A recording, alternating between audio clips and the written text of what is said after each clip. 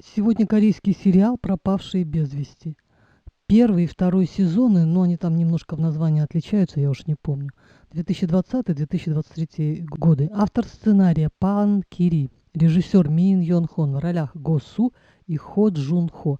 Начну с того, что я обратила внимание на этот сериал, потому что в главной роли Го Су. Кто помнит, он играл положительного сына главного героя в сериале «Фортепиано». Почему-то мне он кажется очень симпатичным. Но только не с короткой стрижкой, а с длинными волосиками. Он просто красавчик.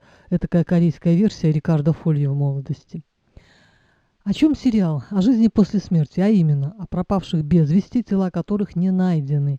Как бы живут в своем мире в деревеньке, невидимой для живых, кроме двух главных героев, которые служат мостиком между миром живых и мертвых. Главные герои помогают правоохранителям найти тела, так как вхожи в мир мертвых. Вот одна из историй. Полицейский был влюблен в девушку, выросшей в приюте, и собирался жениться на ней. Мама копа была категорически против, я уж не помню по какой причине. И как-то в приступе гнева пожелала ей исчезнуть навсегда, что потом и произошло. Так как долгое время тело девушки не было найдено, она попала, вернее ее душа, в эту деревню. Очень тяжело было наблюдать, как страдали влюбленные. Один в мире живых, а другая в мире мертвых. А когда тела пропавших находили, то их души навсегда покидали эту деревню. И еще один случай. Семья, мама, папа, сын и дочь. Мама заболела раком и умерла. Папа стал пить, сын лет 16, умненький, хорошо учился, симпатичный, сосредоточился на учебе. А дочь лет 14 была зла на маму, как будто та виновата, что заболела и умерла. Сбегала из дома, не ходила в школу, и когда в очередной раз убежала, попала в руки к бандитам. Оттуда по телефону вызвала брата, тот примчался, сестренку освободил, а его убили. Я была так зла на эту непутевую девчонку, загубила брата, а сама будет жить. Где справедливость? Почему люди такие тупые? Ну нет мамы, папа пьет, ну ты сбегаешь. Ну кому ты делаешь хорошо? Нет бы брату помочь, так свела его в могилу и успокоилась. А парень с лицом ангела, хороший и добрый. Почему так происходит? Плохие остаются, а хорошие уходят. Я уже говорила, что не люблю фильмы в жанре фэнтези, мистики и прочих чудес. Наверное, я слишком приземленный человек. Мне кажется, люди ждут чуда, когда они бессильны.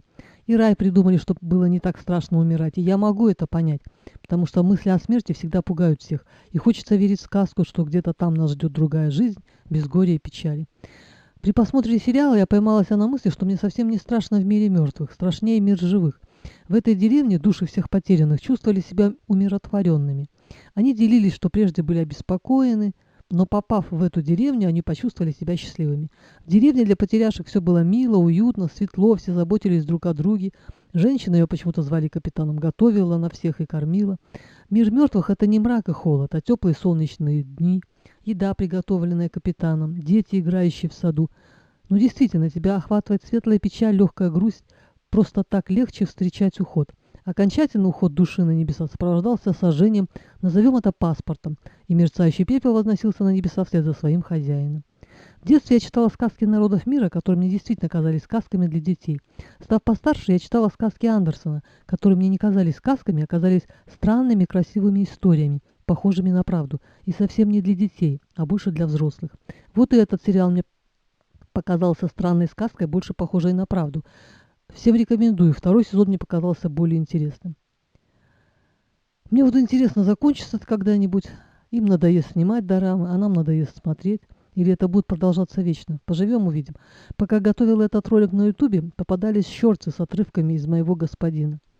Ли Сон Гюн говорит: «Спасибо. Ты слышала все, что происходит в моей жалкой жизни, и все равно была на моей стороне. Я не могу смотреть, как ты страдаешь, жалей меня.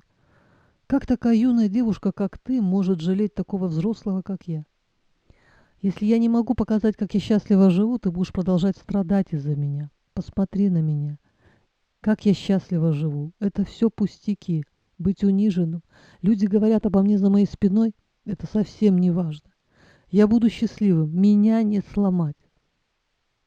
Ли Джин плачет. «Я хочу, чтобы вы были по-настоящему счастливы, дяденька. Она там рыдает, а я здесь. Почему они меня так расстраивают? Почему так душевно произносят свои реплики? Почему она так горько плачет? Нам, зрителям, кажется, что жизнь актеров состоит из жизни их персонажей. Что скажешь, хороший актер, мы ему поверили, что он справится. А в реальной жизни он не смог. На этом все. Всем пока».